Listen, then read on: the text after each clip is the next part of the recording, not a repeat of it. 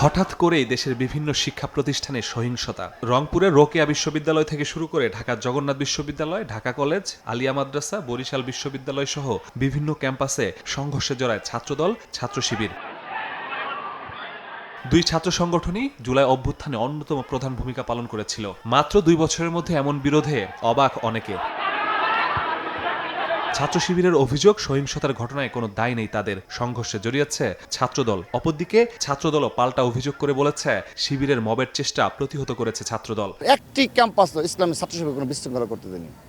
তারা করতে চেয়েছিল, আমরা প্রতিহত করেছি। তারপর তারা বাইরে ওই জামাতের লোকজন নিয়ে ঝামেলা করেছে। কোনো ক্যাম্পাসে প্রবেশ করে করতে পারছে?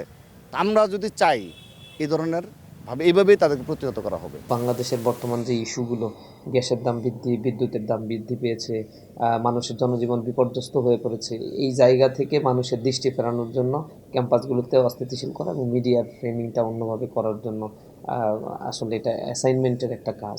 সহিংসতা থেকে বেরিয়ে আসার আহ্বান জানিয়েছেন দুই সংগঠনের শীর্ষ নেতা। উস্কানি দিলে প্রতিহতের ঘোষণাও দিয়েছেন তারা। স্বাভাবিক ওয়েতে যতটুকু সহনশীল থাকা যায়, ক্যাম্পাসকে শান্ত রাখা যায়, আমরা সর্বোচ্চটুকু দিয়ে চেষ্টা করে যাচ্ছি।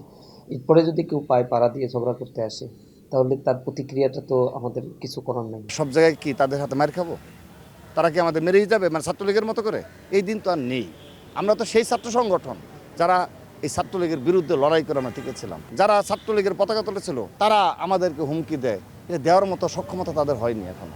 এই বাংলাদেশে ওই শিবিরের এখনো সেই সক্ষমতা হয়ে সারেনি। শিক্ষা প্রতিষ্ঠানে সহিংসতার পেছনে তৃতীয় পক্ষের ইন্ধন দেখছেন রাজনৈতিক বিশ্লেষক। বলছেন এমন সহিংসতা নিজেদের বিপদ ডেকে আনবে, শক্তিশালী করবে তৃতীয় পক্ষকে। জুলাই প্রশ্নে তাদের মধ্যে একটা ঐক্যবদ্ধ যোগাযোগ থাকা দরকার এবং ক্যাম্পাসে যেন যদি আপনার এই ধরনের সহিংসতা বাড়তে থাকে তাহলে এটা কিন্তু একটা সময় আরও ভায়োলেন্স তৈরি করবে। প্রশ্নে যদি তাদের মধ্যে এক ঐক্যমত থাকা দরকার, তা না হলে তৃতীয় পক্ষ তার অবস্থান শক্তিশালী করে ফেলবে। সেটা হবেই, সেটাকে ঠেকানো মুশকিল হয়ে যাবে। বিএনপি ও জামায়াতের শীর্ষ নেতাদের হস্তক্ষেপে শিক্ষা প্রতিষ্ঠানের পরিবেশ স্বাভাবিক করার পরামর্শ বিশ্লেষকদের।